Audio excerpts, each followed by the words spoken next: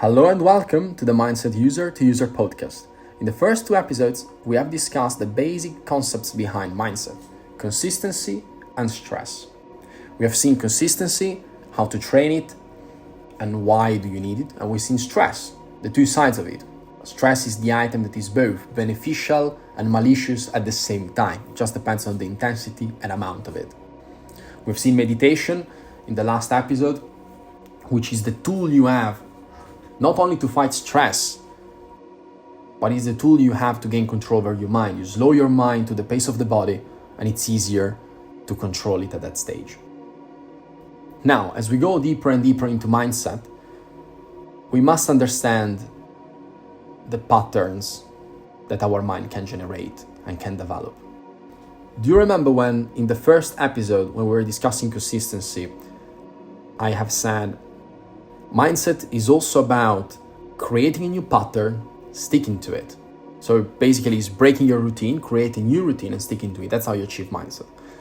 This is exactly what we have to do in today's episode. So before we dive into failure, which is today's topic, I'd like to spend a very few words on being influenced. Our mind can easily be influenced by the outside world, by the environment we are in. Even we influence our own mind multiple times in a day. But for the purpose of today's topic, let's just focus on how the environment or the external world influences our own mind. If you want the example to understand this, think about marketing.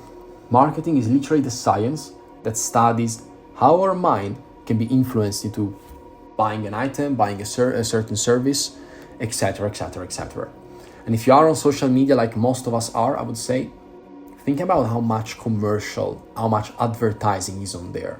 We get bombed constantly. During our own life, our whole life, we are constantly bombed with these. You have to buy this, you have to buy that. You need this product or you need that service. I like you to remember that being an influencer is a work nowadays.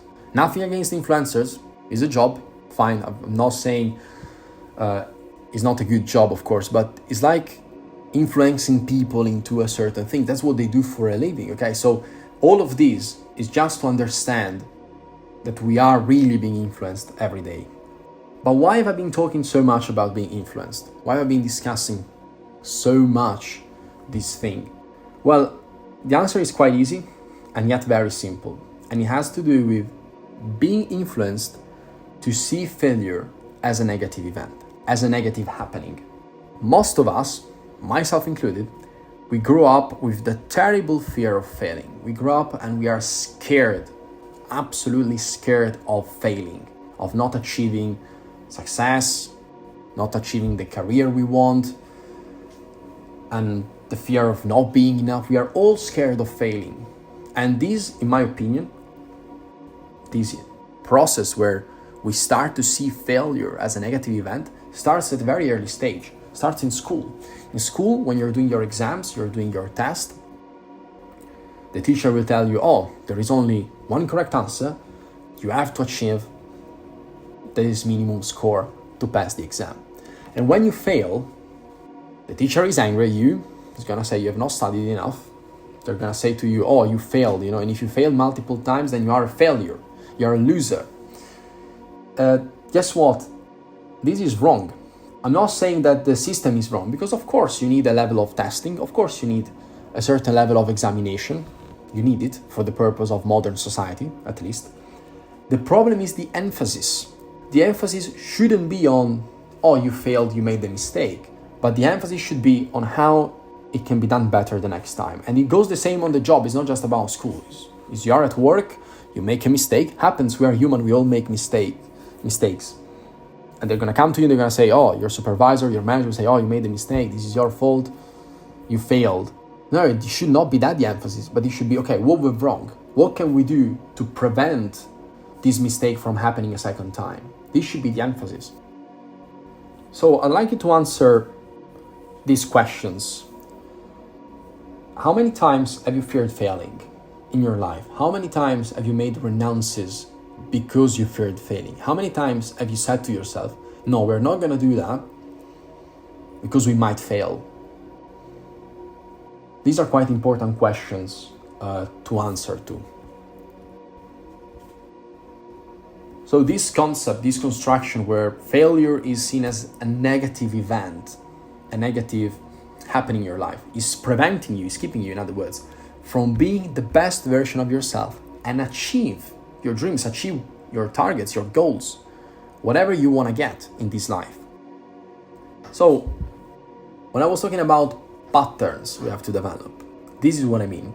The pattern you have to develop in your mind, and you have to engrave it. It needs to be rooted in your mind, deep inside your brain. It's failing equals learning. This is the pattern we have to develop, and we have to stick to it. If you are scared of failure, do yourself a favor. Go in front of a mirror, look at yourself, and come up with an answer to the following question. What's wrong with failing? You can trust me, I've done it multiple times. I can never come up with a straight answer.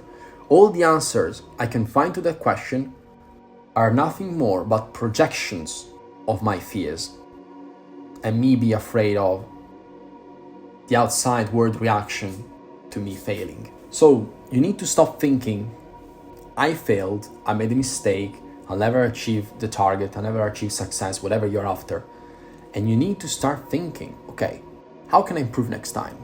Where is the point when the events diverted from the path I was planning to follow? What can I improve the next time? What can I learn from it? If you manage to change this attitude you have towards failure, you will start to see failure as part of the learning process, because that's what failure is an inevitable part of the learning process. And you won't fear it. I want you to ask yet another question. How big would you dream if you couldn't fail? If failure was not a thing, if you were 101% sure you couldn't fail, how big would you dream? See, this question is here to make you realize that failure is the only thing preventing you from making the next step, from improving, from trying something new, from taking that opportunity you want to take. Now, it takes a lot of discipline to change your attitude towards failure. I know, I've personally been there many times, many different times, and I was eager to get where I wanted to be. I was eager to get success, and the prospect of failing was probably the worst thing that could have happened to me. People laughing at me, and my parents laughing at me, and all of that sort of stuff. But then I was told this question. I was asked this question. They told me, how big would you dream if you couldn't fail? And that is the moment where I realized that the only thing that was preventing me from actually doing stuff, from actually being what I wanted to be, was nothing more but myself, or if you prefer, my projection of failure. So this is the thing we need to change. This statement really made me open my eyes when I thought about there is nothing wrong with failure. If failure wasn't there to drive me down, I would achieve whatever I want. And that is the statement that made me change the attitude. It takes time because it's not easy. It's not going to happen overnight. It's not going to happen in 1 week, 2 weeks, 3 weeks. It takes months, if not years, to change the view we have of failure. But this is the moment where we can start seeing failure as the opportunity to grow, learn, and improve. You will realize how much the fear of failing is holding you back. And the funny part about all of this is that the sense of fear is only constructed or projected by your mind under the influence of today's society. That's exactly how it works. So by meditating on this new view on failure, you will be able to develop the winning pattern in your mind. The pattern that will see failure as the learning opportunity and will allow you to do more, to achieve more, to improve. You are unstoppable only when you gain control over your mind, only when you change and dominate the construction that your mind does. There are many other topics, many other things we're going to discuss about during this podcast, during this journey, where you will see how your mind is thinking, is constructing something just because it's easier to stay in the comfort zone rather than go outside and chase whatever you're after. But that is the only way you can set your mind in the direction you want and you can achieve what you want. This is the only process you can have. So this is the end of today's episode. Thank you so much for listening once again. So We have reached the end of today's episode. I understand there is a lot of things you have to work on. You have to train your consistency. You probably have started meditating by now. There is a lot, but it takes time. Mindset cannot be done in a week, cannot be done in a month, cannot be done in a year. It takes years and years and years of consistency. That's where everything started from, consistency, and consistency comes back every single day.